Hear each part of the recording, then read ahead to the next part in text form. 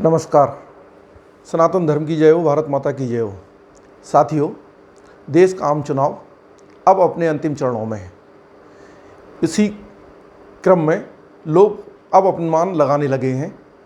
TV channels पर debates हो रही हैं। अलग अलग चैनल्स जो अलग अलग पार्टियों को समर्थन देते हैं, वे अपने हिसाब से आकलन कर रहे हैं। 1 तारीख की शाम को एग्जिट पोल के रिजल्ट्स भी आ जाएंगे और तब तक ये बहस बराबर इसी क्रम में चलती रहेगी।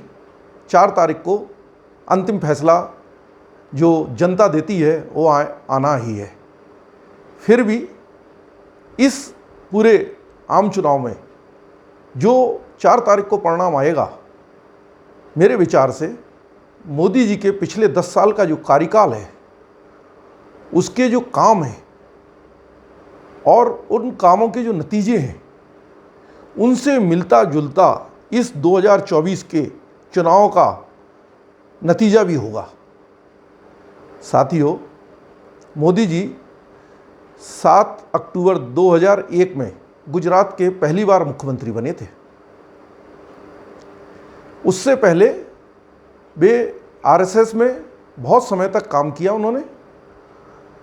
1975 से 77 में वे अखिल भारतीय विद्यार्थी परिषद में शामिल हुए और इमरजेंसी के समय में उन्होंने लोगों के लिए देश हित में बहुत काम किया। और फिर मोदी जी 1985 में भारतीय जनता पार्टी में शामिल हुए। 1988 में वे गुजरात के आयोजन सचिव बना दिए गए भाजपा के, और 1995 में, मतलब 1988 से लेकर 1995 तक उन्होंने इतनी मेहनत की कि 95 में उन्होंने अपनी मेहनत से भाजपा सरकार बना दी थी गुजरात चुनाव में। और उसके बाद वे 7 अक्टूबर 2001 को वायुवृद्ध केशुभाई पटेल के स्थान पर मुख्यमंत्री गुजरात के बना दिए गए। मुख्यमंत्री बनते ही साथ गोधरा दंगा हुआ 2002 में, जिसमें यूपीए सरकार और उसके मंत्री, खासकर लालू प्रसाद यादव और उनके जो एनजीओज हैं, जो यूपीए सरकार के इशारे पर काम करते थे, तीस्ता सीतलवाड़ का सबरंग एनजीओज और उससे संबंधित अनेक लोग, कुछ आईपीएस अधिकारी जो जेल में हैं, कुछ ऐसे न्यायवादी बनाए गए थे जिन्हें बाद में गुजरात हाई कोर्ट में नियुक्त कर दिया गया जज बनाकर, फिर वे सुप्रीम कोर्ट में भेज दिए गए उसी केस के कारण। मतलब मोदी के पीछे इतने बड़े चक्रव्यूह की रचना की गई थी, जिस विषम परिस्थिति में से मोदी ने निकल के दिखाया है।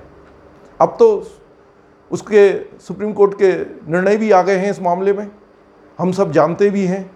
और जो युवा पीढ़ी है, जो नई पीढ़ी है, उसे इस कांड के बारे में, गोधरा कांड के बारे में और गुजरात दंगे के बारे में कभी नहीं भूलना चाहिए। इसके बारे में सतत पढ़ना चाहिए, सुप्रीम कोर्ट के निर्णयों को पढ़ना चाहिए, इसकी बहस के बारे में सुनना चाहिए। देश के खिलाफ, हिंदुओं के खिलाफ कितना बड़ा एक आपराधिक षड्यंत्र और हिंदूवादी नेता के खिलाफ कितना बड़ा आपराधिक षड्यंत्र रचा गया था। तो साथियों, जब मोदी जी 2001 में मुख्यमंत्री बने, तब से मोदी जी ने अपने परिश्रम, अपने मेहनत, अपने विवेक, अपनी ईमानदारी, निष्ठा, कर्मठता के कारण फिर पीछे मुड़कर नहीं देखा। वे 2001 से लेकर 2024 तक अपराजेय बने हुए। वे 4 बार गुजरात के मुख्यमंत्री रहे, जिसमें से 3 चुनाव उन्होंने अपने नेतृत्व में बीजेपी को वहाँ बहुमत दिलवाया। 2002 में पूर्ण बहुमत की सरकार बनाई, 2007 में उन्होंने पूर्ण बहुमत की सरकार बनाई और 2012 में भी उन्होंने पूर्ण बहुमत की सरकार बनाई। 2013 में उन्हें भाजपा ने अपना जो चुनाव समिति है उसका अध्यक्ष बना दिया। बाद में राजनाथ सिंह के नेतृत्व में उन्हें संसदीय बोर्ड ने प्रधानमंत्री पद का उम्मीदवार बना दिया। फिर मोदी जी ने उसके बाद भी पीछे मुड़कर नहीं देखा। 2014 की जीत और 26 मई 2014 को जब उन्होंने शपथ ली थी, हम सब लोग अभी भूले भी नहीं हैं। और 2019 में उन्होंने 2014 से लेकर जो 19 तक काम किए थे उसके सहारे उससे बड़ी जीत उन्होंने दिलाई है। और 2019 से 2024 तक मोदी जी ने अपनी गारंटियों पर जो काम किए, जो अब तो मोदी जी का प्रधानमंत्री के रूप में 10 साल का काम है, और इन 10 सालों में उन्होंने जो बड़े काम किए हैं उनका यहाँ पर वर्णन करना तो मुश्किल है, मगर हम सब जानते हैं। मगर हम यहाँ यह ज़रूर बताएंगे कि पहले 2014 के पहले कहा जाता था कि बीजेपी के पीछे, एनडीए के पीछे राष्ट्रवादी लोग जो खड़े होते हैं वो पहली पंक्ति में खड़े होते हैं, जो देश को चाहते हैं, देश की प्रगति देखना चाहते हैं, देश की उन्नति देखना चाहते हैं, देश में विकास देखना चाहते हैं। मगर आज की तारीख में मोदी जी के पीछे एक ऐसा वर्ग खड़ा हो गया है जो अदृश्य है, और उसकी ताकत उन राष्ट्रवादियों से कई गुना ज़्यादा बड़ी है। वो लाभार्थी वर्ग जिसको मोदी जी ने मकान दिया वो करीब 5 करोड़ हैं, जिनमें घरों में नल से जल दिया, सौभाग्य कनेक्शन बिजली मुफ्त दी, मुफ्त गैस कनेक्शन दिया। 2020 में जब कोविड काल आया तब से लेके अभी तक मुफ्त राशन दिया, शौचालय दिया, बीमा कराया, और महिलाओं को उसमें मालिकाना हक दिया।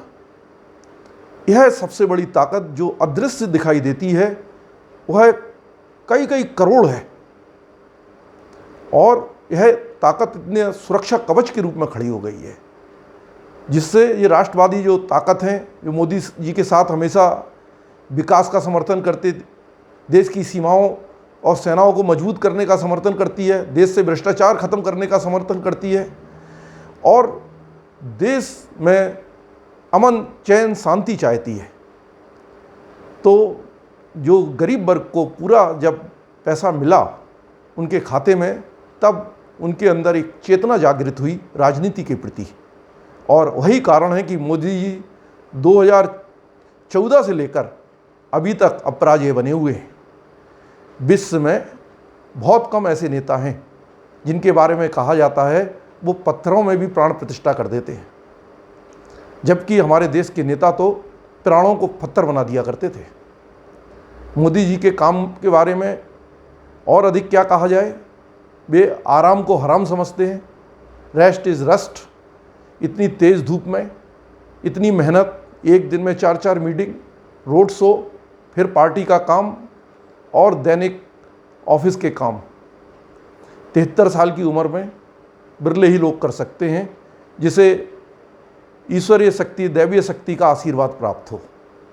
संभव है मोदी जी वही व्यक्ति हैं। इस देश की हिंदुत्ववादी नेता होने के लिए मोदी को साबित करने की अब कोई ज़रूरत बची नहीं। जो लोग अपने आप को हिंदूवादी अब नेता साबित कर रहे हैं वे बड़े बौने और बड़े फर्जी दिखाई देते हैं। मेरा तो कहना आपसे यही है कि जो 2024 का नतीजा आने वाला है, मोदी जी ने जो काम किए हैं, जो उन कामों के नतीजे हैं पिछले 10 सालों में, उन नतीजों के आसपास ही वो नतीजा होगा।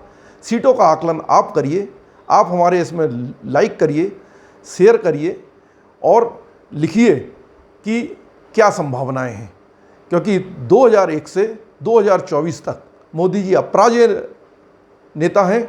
विश्व में उनकी रैंकिंग हमेशा बढ़ती जा रही है, कम नहीं हो रही है।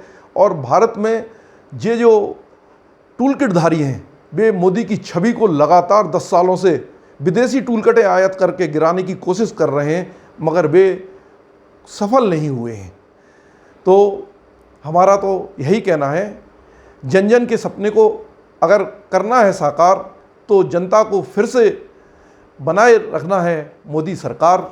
नमस्कार, धन्यवाद साथियों।